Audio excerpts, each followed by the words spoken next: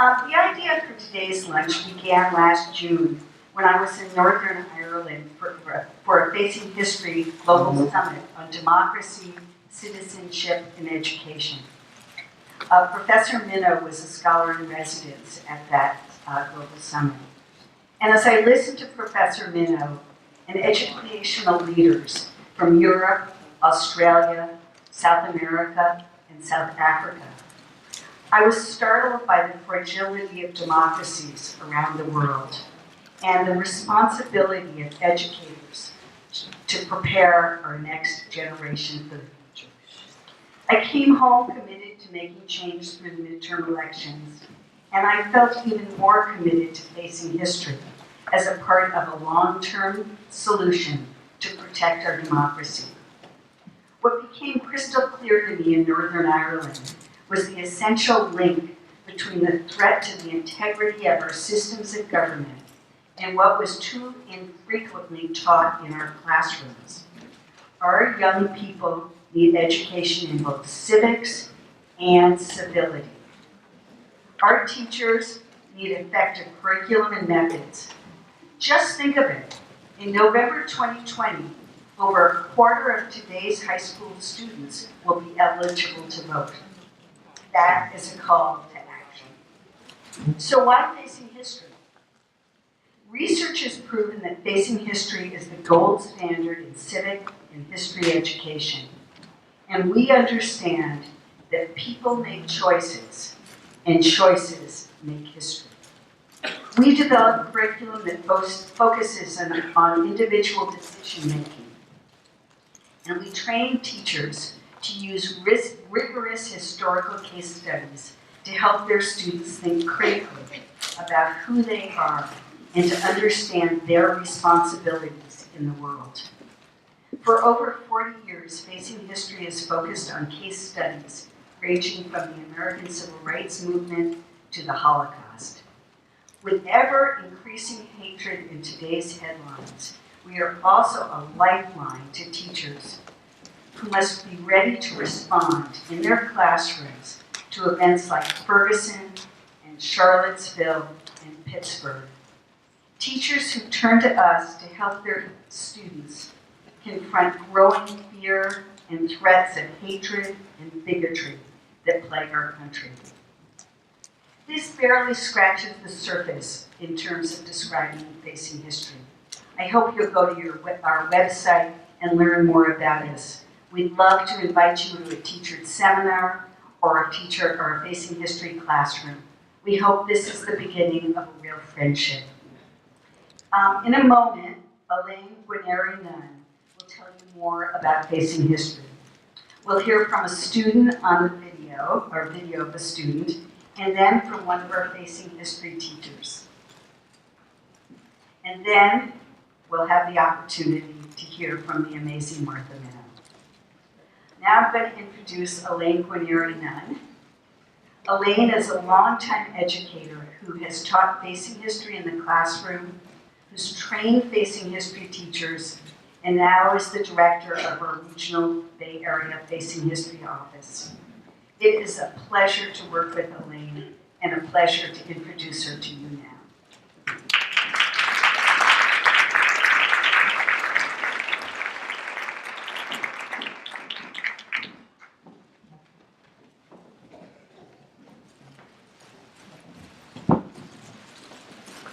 Thank you, Susie. Welcome. My name is Elaine Guarneri-Nunn, and I am the Executive Director of the San Francisco Bay Area Office of Facing History and Ourselves. Thank you so much for joining us. I would like to take a moment to thank some key people in the room. Our event co-chairs, Jennifer DiBrianza and Susie Richardson, for their incredible leadership.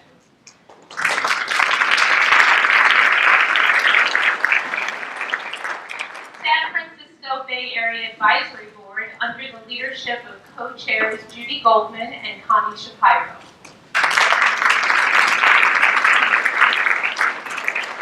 The Events Committee and all our sponsors for your incredible generosity, the Women's Club of Palo Alto for this beautiful sparkling ballroom, the Mid-Peninsula Community Media Center, and my Facing History colleagues and staff. Thank you. But before I go on, today's event would simply not have been possible without the vision, commitment, and true partnership of Susie Richardson.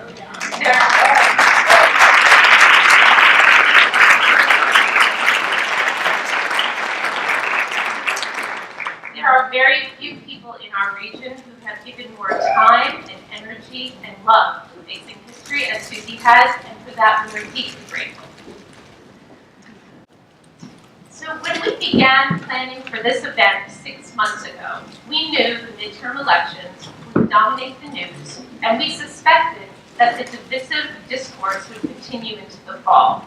But we could not have foreseen pipe bombs being sent to former presidents and prominent Democratic figures, the shootings of 2 African Americans in Louisville by a white man intent on entering a black church, the murder of worshipers at the Tree of Life Synagogue in Pittsburgh, the assault on asylum seekers at the U.S. border, and the increase in anti-Semitic attacks in schools and in public areas. The need for facing history in ourselves, in our schools, and in our lives has never been more urgent. In service of our mission to end bigotry and hatred, at Facing History, we do 3 things. First, we train teachers. We offer face-to-face workshops and online seminars on case studies on everything from the Holocaust, the Civil Rights Movement, to Take a Knee. We use history as a lens to examine the range of human behavior, the choices that were made then, and those being made right now. Over the past 3 months, we also started offering rapid response resources to help teachers navigate current events, so they know how to discuss what's happening in the headlines when they walk into their classrooms every morning. Whether it be family separation at the border or the importance of being an educated voter. The second thing we do is we write curriculum and help teachers put it into practice. A lot of teacher training focuses on what to teach or how to teach it. And at Facing History, we do both. We take primary sources and rich, uncommon history and translate it into a rigorous middle and high school curriculum so your 13, 14, and 15-year-old students can wrestle with big ideas of justice, judgment, and criticism. And once a teacher takes a seminar, Facing History is with them for their entire career. We help teachers lay out their courses. We model lessons in the classroom. We are accessible by phone and email. Imagine one seminar changes the way you teach 100 kids a day for the rest of your life. That's a powerful return on investment. And finally, through our partnership with school districts, principals, and teachers, we educate students. We teach them to think with their heads and their hearts. In a Facing History classroom, we don't ask our students to regurgitate facts and dates. Instead, we ask them to weigh in on issues, on ideas and ethical questions, to be, as Facing History's founder said, moral philosophers. And we know this approach works. 91% of Facing History students are more likely to help if they see someone being bullied.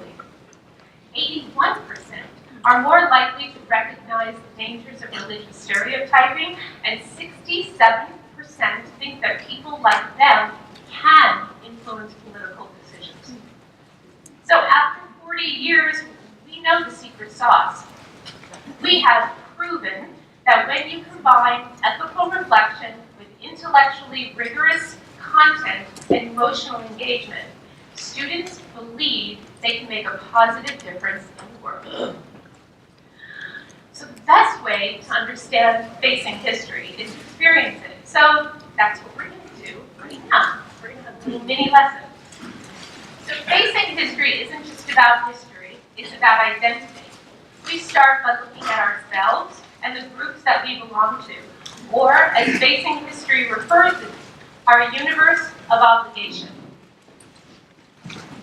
This is a concept that many of our teachers use to help students examine their choices.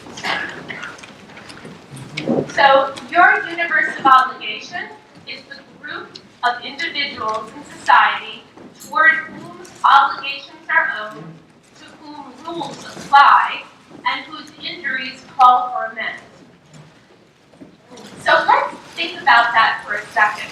These are the people we feel deserve our respect and whose rights are worthy of our protection.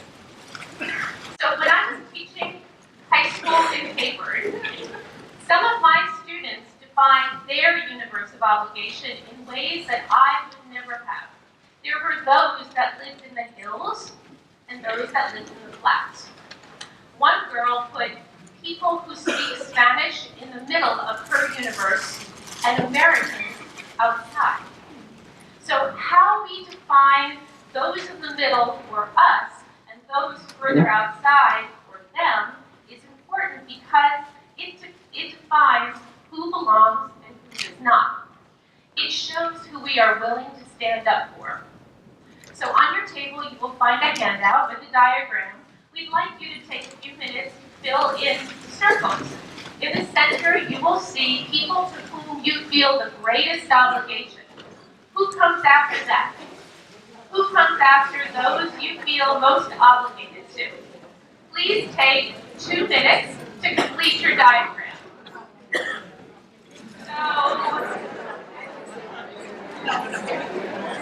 And I'm sorry I'm interrupting conversation. So, how many people have their families in the middle? Okay.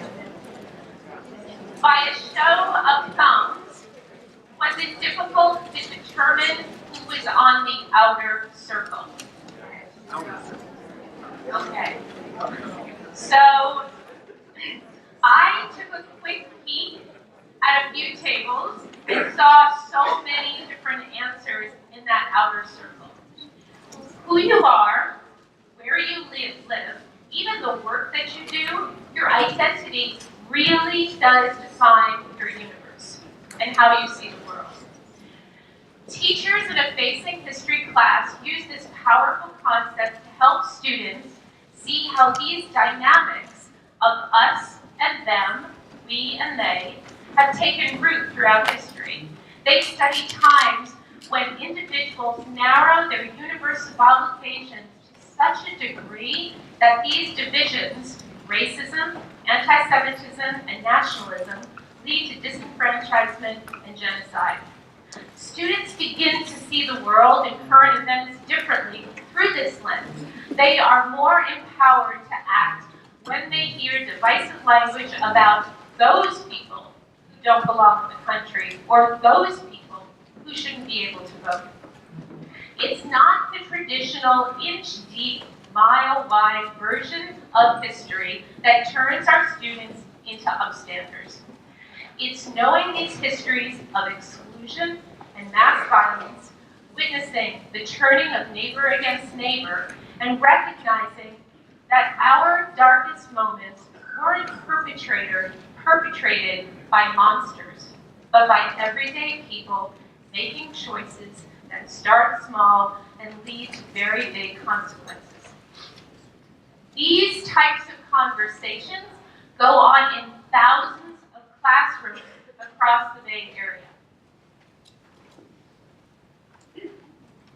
Facing History has trained more than 6,200 teachers from Gilroy to Antioch who have reached more than 440,000 middle and high school students in 927 independent public and parochial schools.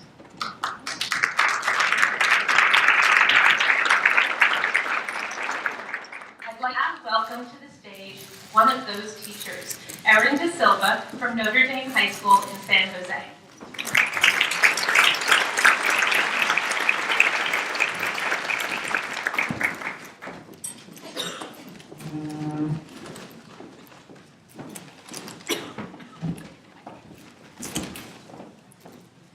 Good afternoon, and thank you for having me here today. A couple years ago, I was invited to be part of a civic education event at the Santa Clara Office of Education. I brought a couple of my students with me, and most of the members who were there were elected officials, nonprofit organizations, they were community members, school board members, and they were all discussing disengaged, disenfranchised youth. As the panel spoke with a lot of authority and knowledge over students, even though he wasn't a teacher, or any of them were teachers, my students and I were really puzzled about what they were talking about, because they were talking about how unengaged, uninspired students were. And I was sitting next to two students, one from a private, one from a public school, who had given all their after hours of school to student activism and grassroots organization. The assumption is that students are disengaged and they don't care about politics. But in my 20 years of education, I find that students are some of the most inspired and engaged citizens that I know. Community members who really want to see change in their own communities. I'm going to ask you something. How many of you know a teenager pretty well? Raise your hand. Okay, keep your hand up if they have strong opinions. Okay, there you go. Our young people are really inspired, they're engaged, they're ready to take action. They just need avenues and tools to do so. And that's what I feel like Facing History does for us teachers and for students. 6 years ago, Athena was in my freshman global studies class. We were studying the Rwandan genocide. I introduced her to a man named Carl Wilkins, who was the only American who stayed in Rwanda during the genocide. That launched her career as a student activist. As a sophomore, she helped me co-found a student leadership group with schools across the Bay Area that still exists today. They're actually meeting tomorrow in Logan High School, so if you're interested in seeing Facing History in action in a diverse setting, come see me, I'll get you over there. Today, she's a junior at American University. We marched together at the first Women's March in DC. And she's studying political science and has dreams of becoming a female elected official. She's making a change at a national level because of her Facing History education. Rachel is a biracial student of mine. She's half Latina, half Black. During her freshman year, we were studying Lessons from Little Rock, an autobiography by one of the Little Rock Nine. That year, she also decided that she would resurrect the Black Student Union, and now she's the current president for the BSU. She's holding events and making space for challenging conversations about race because of the tools that the Facing History teacher that's supporting her is giving to her. But it's not just students who are given a transformative experience from Facing History. Teachers are too. I first started working with Facing History 10 years ago. Little did I know that I would be so steeped in what they had to offer. So much so, I actually joked about feeling like I'm an honorary member of the staff without the benefits or paycheck. But really, it's because I so firmly believe in Facing History. So a couple years ago, Elaine and I spoke about how we could get more schools in San Jose to be part of the Facing History movement. And we started a social justice cohort for San Jose teachers. One of the teachers from Leland, who teaches world history and French, said, "Though it isn't easy to pinpoint the one thing I like the most about Facing History's program, because there are so many, I think one of the most important lessons students learn from the program are skills they can use as citizens, as critical evaluators of political speeches, debates, and propaganda, and in their everyday lives as members of a diverse community." Social justice, you usually think of the humanities. There's a math teacher in this year's cohort, and I wonder why she showed up. She's from Yerba Buena High School. And what she says is that Facing History is giving her the tools to make her diverse math classroom feel safe and inclusive. And she knows that that's what will help her students reach their full potential. So I work with a bunch of teachers in a lot of different settings, in a lot of different types of schools. But the one thing that we all know is that our students are inspired and engaged. The one thing that we all work towards is giving them voice. And working together in solidarity and collective responsibility for our youth really empowers us to keep going, to get to a Facing History workshop after teaching all day, because we know the next day we'll be inspired to keep going in that work. Facing History is helping me as an educator and my students on our journey towards justice. Our students are the change makers of their future. I know that they're hungry for justice and they're ready to speak, so let's help them do that. Thank you.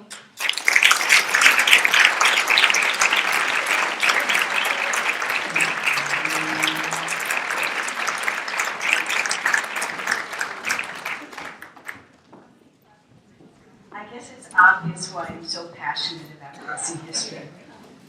Erin, thank you so much.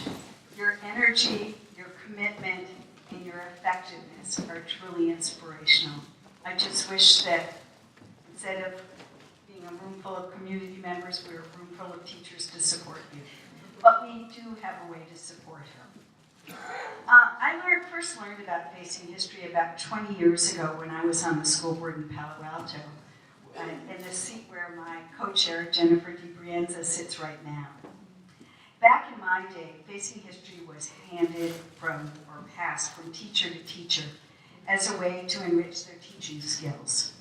But today, as our democracy is challenged, and as the internet and social media bombard our students, it isn't enough to have one or two facing history teachers in a classroom. Today, we need strong teams of teachers who are ready to help students cope with hateful headlines, speech, and acts. And we need teachers trained to prepare a generation of students to understand the implications of history, to think critically, to become voters and civic activists. School-wide and district-wide programs magnify our effectiveness. In Palo Alto and in our neighboring communities, we have trained hundreds of teachers who are doing excellent work. But with a few exceptions, we have fallen short in terms of building the types of school-wide and district-wide programs that exist in some other areas around the Bay and around the world. In Northern Ireland, for instance, there is every student in Northern Ireland gets several doses of facing history. It is countrywide in Northern Ireland and in South Africa.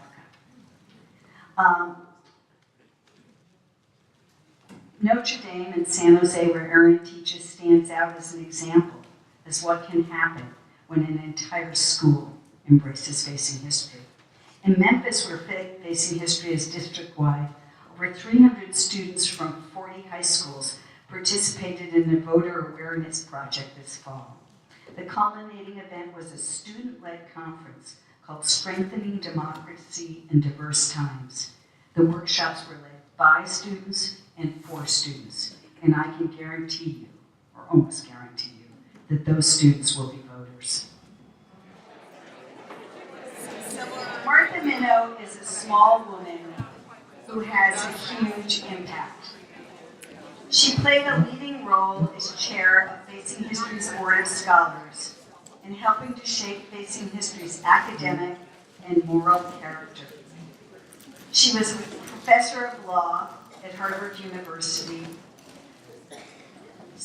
dean of the Harvard Law School, a University Distinguished Service Professor, and all that was left was to bestow the highest honor that the university had to offer. And this June, Martha was made Harvard's 300th anniversary university professor.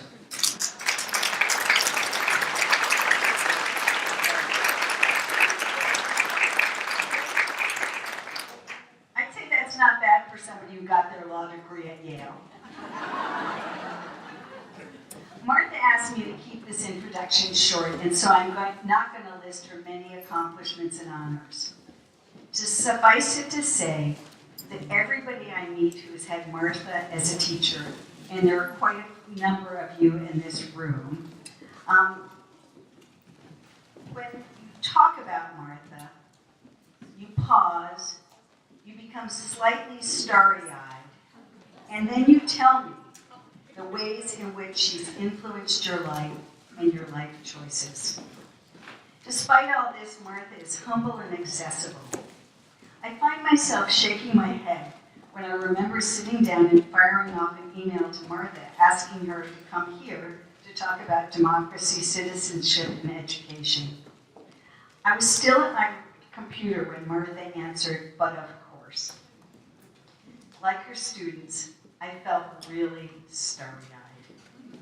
Martha, I am so grateful that you've come all the way to talk to us today. On behalf of those of us in the room, your former students, and all of us at Facing History, welcome and thank you.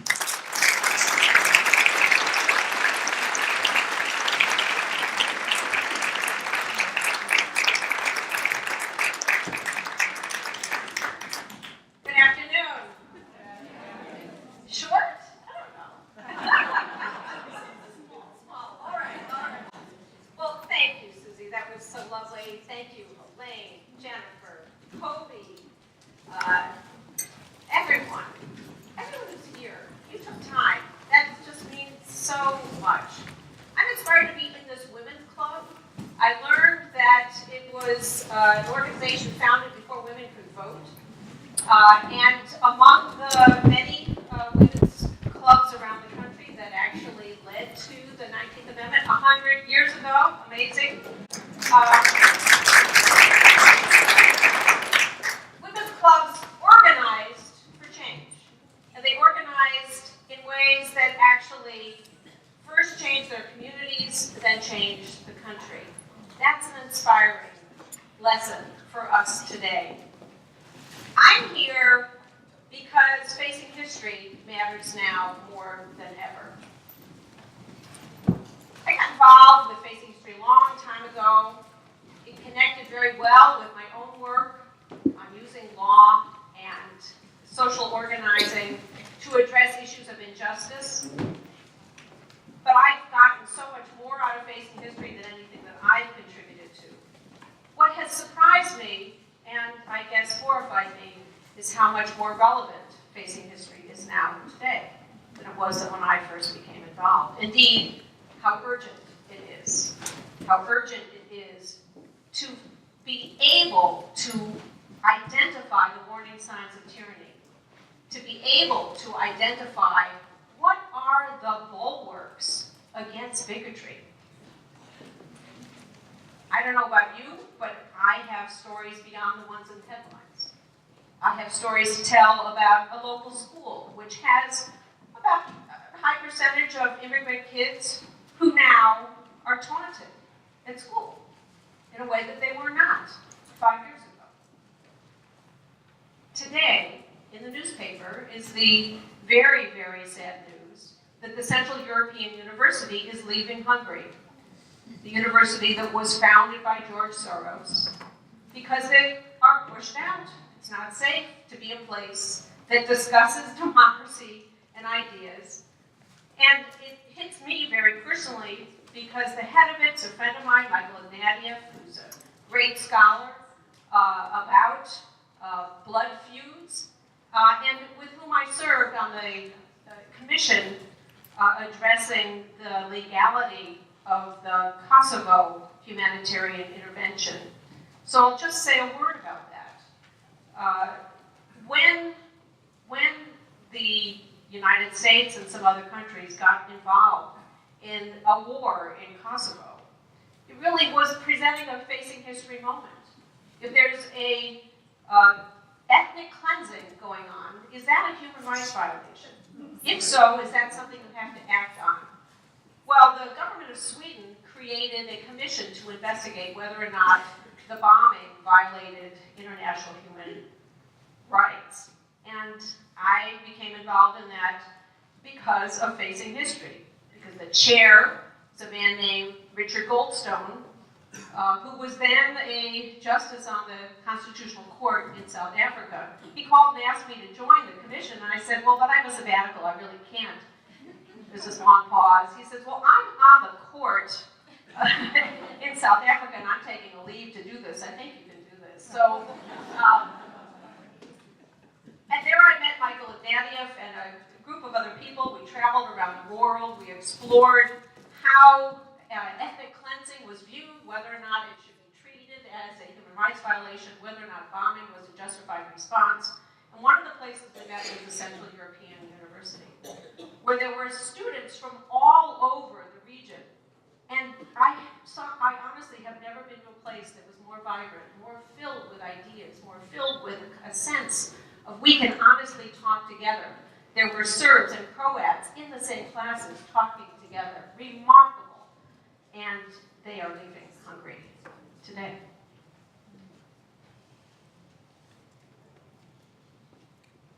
Susie talked about the June summit that Facing History sponsored, the teachers from around the world.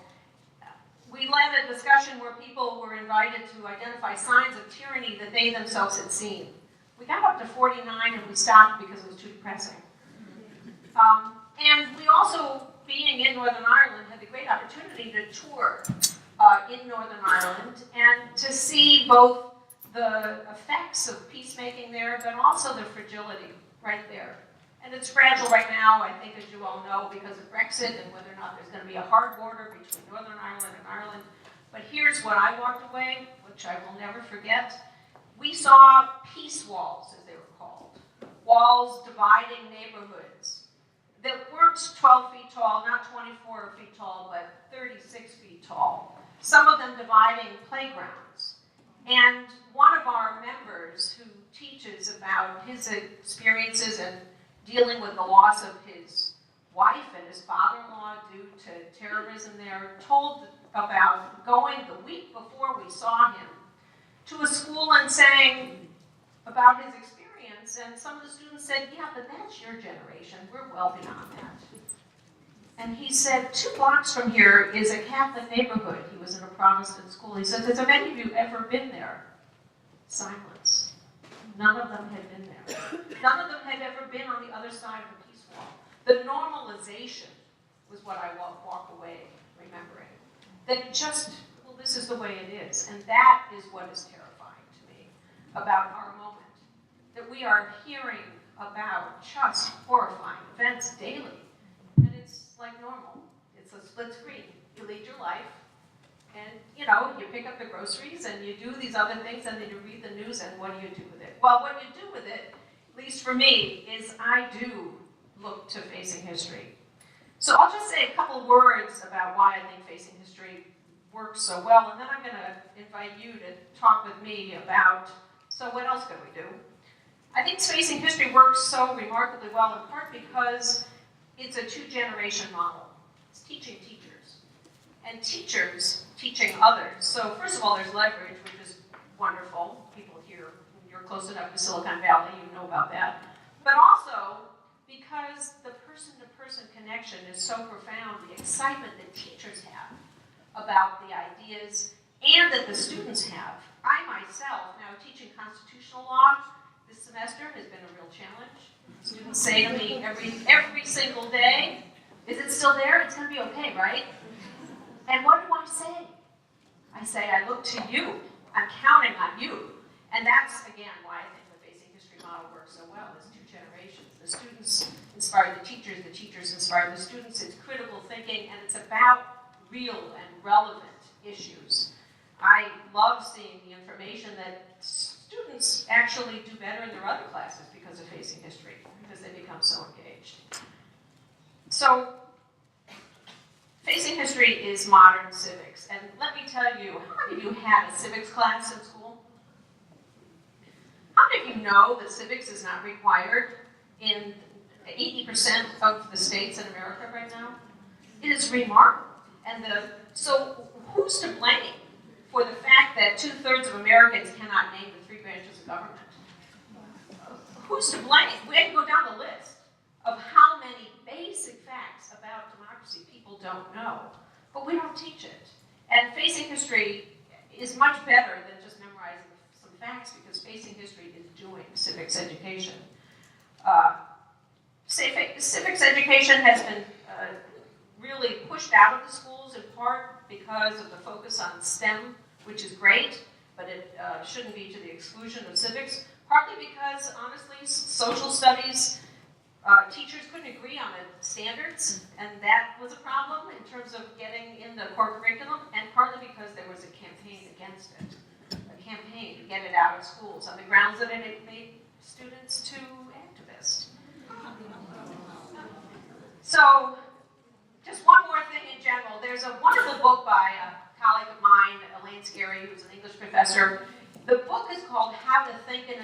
emergency? Her answer is very short. You can't. So it's a very short book.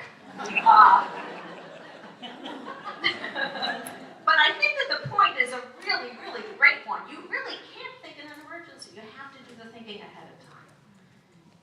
Our democracy is on the verge of an emergency, and we have to do the thinking ahead of time. And that, again, is why I think Facing History is such a crucial effort. So before I lead you all down the path of being very depressed, which I am a lot, let me just now turn the conversation to, so what are the levers of change? Now, I said levers. How many here say levers? How many say levers? Okay, levers. Thank you. Levers? Well, I believe in minority rights, so I will alternate my use of levers and levers. What, by the way, is a lever or a lever? Who here, understood physics? Somebody here. Somebody. What's a lever? Okay. Gives you mechanical advantage. Okay, mechanical advantage. Any other associations with it? What's a lever? A tool to move something large with something from a small one.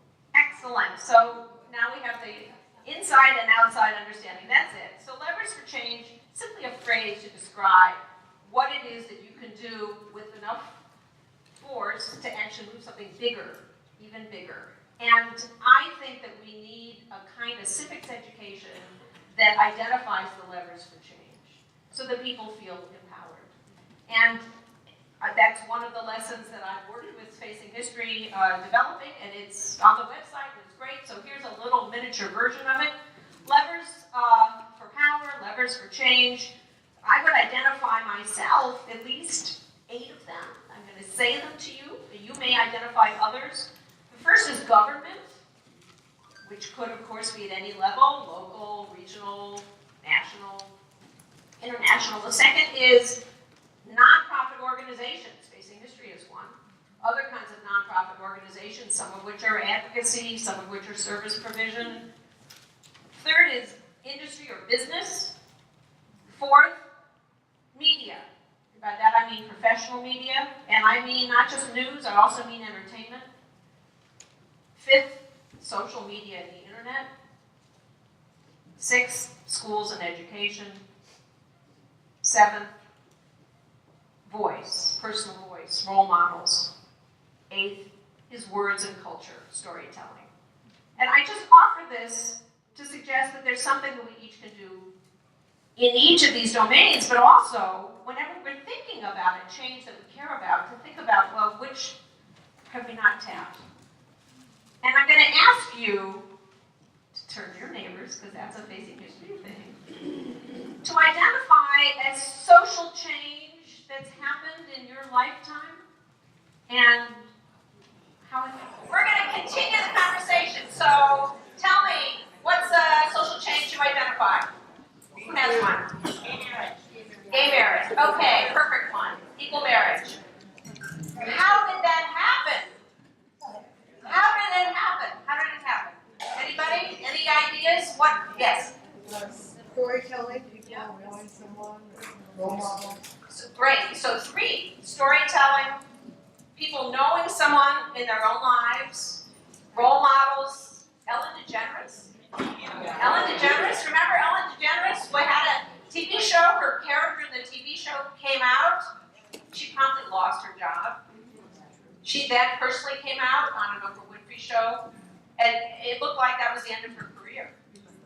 But she was not the only one. Other people did too. And did you watch how the images changed on entertainment television from, these were the supporting characters who could never have a relationship, to they were a supporting character who maybe could have a relationship, to they could be main characters. I mean, there was a kind of reflection, but also pushing the society. Other changes, other things that happened to help that particular change happen. Anything? Gavin Newsom. Gavin Newsom. Gavin Newsom. So there were political figures who took political risks. Legal strategy. Legal strategy. And legal strategy, but also with nonprofit organizations, funding, and strategizing and planning it, and also dealing with the unplanned. So lawsuit brought in Hawaii that led to a wonderful victory for equal marriage under the state constitution. Interesting theory that gender discrimination was at risk because Mary could marry Paul but couldn't marry Sue, so that was treated as gender discrimination, but then it led to a constitutional amendment under Hawaii's constitution, making marriage between a man and a woman. So then the organizations got together and said, okay, we're going to pursue this in the states, but in states that make it really hard to amend the Constitution. Vermont, Massachusetts, which require multiple tries to amend the Constitution. So legal strategy. Education. Local, state, federal, international. There was work going on in other countries too, and people trying to cross-fertilize. Okay, what's another example of a change? Yes? In 1971, the 26th Amendment was passed. Okay, 26th Amendment, how did that happen? A lot of people, myself included, stood up and said it is not okay to send our people to Vietnam to fight for us. Absolutely, people who have to fight a war and aren't allowed to vote. My generation too, so I remember it well. I also remember the debates about whether women should be arguing we should be drafted too, which was the right thing to argue, but that meant we could be drafted too. But yes, absolutely, and that was, again, a legal strategy. It also was a social movement strategy. It was before the internet. How does the internet change the possibilities? How does the internet change the possibilities? For good and for bad. For good, you can mobilize people like that, right? You can have a rally. For bad, you can mobilize people like that. Exactly. And you don't even have to pay for postage, right? Also, depending on how oppressive the government is, the government can spy on people. Also, the internet can lead people to think that they've done something when all they did was put their thumbs up. So there's even a word for that now, it's called slacktivism. Rather than activism, it's slacktivism. You're leaning back rather than diving in. So the internet has great possibility, I think, if it's combined with other things, but it also can be very limited. Social media, same thing. Can be very mobilizing, can be also very hateful. These are just methods, and they can be used for all kinds of purposes. Any other movements or activities? Yeah. ADA. So the Americans with Disabilities Act, remarkable transformation. It's really within memory that people with disabilities were viewed as people who couldn't hold a job. No need to adjust mass transportation to be accessible, et cetera, and there too, what made a difference? Presidential leadership and bipartisan leadership. It's a remarkable story. And maybe because the nature of disabilities, it doesn't know anything about parties, doesn't know anything about class, doesn't know anything about religion, people across spectrum, personal stories where people in the House, people on the president's staff who had relatives who were disabled, that made a difference. Yeah? Medical marijuana and drug policy. Medical marijuana and drug policy. It's a change unfolding before our very eyes. George Soros funded some of the movement to decriminalize marijuana. Absolutely. First black president. First black president. I didn't think it would be my lifetime. Absolutely. First black president. And okay. Yes. Me too. Me too is an example where social media really made a difference. Having that hashtag. And I would also like to identify in that example having some words. Right? Because you can't be a woman and not know this issue. But to have a short phrase to describe it and then be able to identify and connect with other people. And I do think, when Raphael Lemkin came up with a word to describe the mass extermination of the people, genocide, there had never been a word. Words make a difference. Being able to name something and then be able to talk with other people about it. Me Too, I think, is another example of that. Well, yes, is there another example? Yes. Fake news. Fake news is oh boy, there's a change. There's a change. Oh boy, there's a change. Our media system is so in trouble right now. The Pew Charitable Trust has done studies around America to examine where are there no news outlets. And they've given it a name, news deserts. Where local newspapers have died, where there's no local television, where there's no local reporting.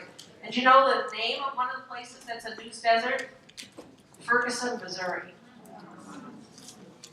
There's a relationship between not having news and the corruption and oppression of government and other powerful actors. So this is a hugely important issue. In my mind, more important than fake news. Because if you don't have local news, you don't have people reporting on what matters in people's lives. So I'm surprised this group didn't come up with Roe v. Wade. Okay, Roe v. Wade. Roe v. Wade. But some people might come up with the right to life movement on the other side. Or the right to die. Or the right to die. Boy, absolutely. We have no shortage, yes? The rights of handicapped or disabled children. Individual Disability Education Act. Transformative. Absolutely. Along with that, I'd also add the first federal endorsement of child care assistance at the federal level for low-income families. Federal endorsement of child care systems. One of my first jobs was on the Hill. I was participating in hearings about child care, which were described as communism. So we've come some distance. Yeah. Women in sports. Women in sports, huge, Title IX. Oh, so amazing. I always ask students, who were your inspiring teachers in your life before you got to law school? And I have been thrilled to see in the last 15 years the number of women who say my coach. It's really transformative. And the experience of confidence and teamwork and success, just thrilling, thrilling, thrilling. Hopefully, criminal justice reform and Black Lives Matter. Black Lives Matter, one of the best uses of social media combined with face-to-face groups that I have ever seen. And I do believe that criminal justice reform is within reach, and it will happen. I do think that's right. Well, yes, one more. I was going to say, 50 years ago today, the New York Times stopped dividing job ads into health-wanted women, health-wanted men. Wow, that's an applause. Wow.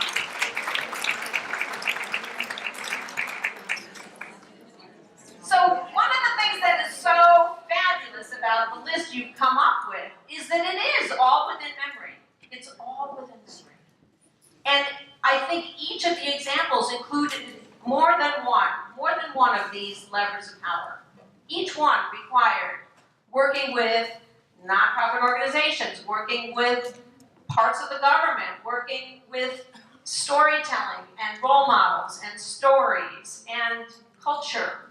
And I think civics education at its best teaches kids about how change happens. And Facing History does that in its learning to participate activities and actually inviting students to figure out, well, what are the levers of power in your reach? Whether it's to develop a word like upstander, to be someone who stands up against injustice and to act on it, like the next time someone's bullying in the playground. You say, no, I'm not going to stand up for that. It was a group of Facing History students who actually went to I think it was the Merriam-Webster dictionary and sought to have the word in the dictionary and defined, and it is. First, I'm going to comment, I can't help, how can someone speak anywhere without quoting Lin-Manuel Miranda, but, the greatest civics educator of America. And he said at one point, I have two quotes, this is one, he said, to engender empathy and create a world where using only words can help people care about someone else is the closest thing we have to magic. That's pretty darn good. And the other is from Barbara Jordan. Anybody remember Barbara Jordan? She said, education remains the key to both economic and political empowerment. And it's for both of those reasons that I'm so glad you're here today. Thank you.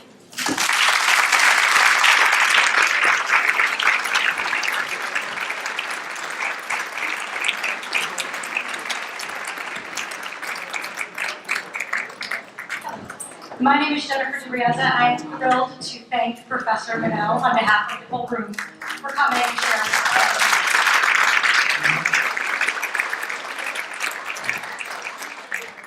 Professor Minow, your deep understanding of the intersection of education, democracy, and citizenship clearly underscores why we all have to be advocates for civic education and for creating opportunities for students to find and use their voices to end racism, Islamophobia, anti-Semitism, homophobia, and in its many forms, hatred in its many forms.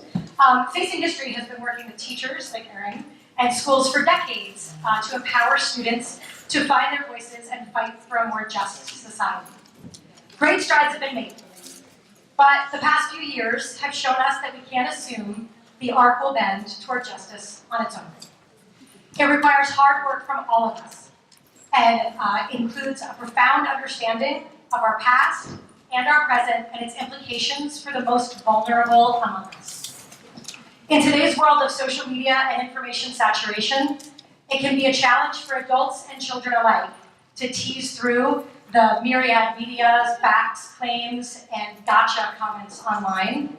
It's more important now than ever that we ensure a basic education includes developing a humane and informed citizenry. Without that, little else matters.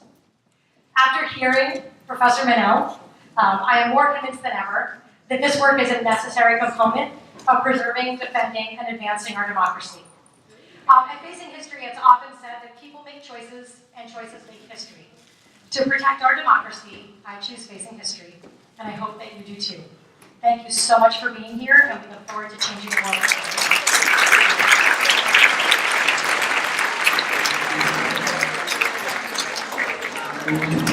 world.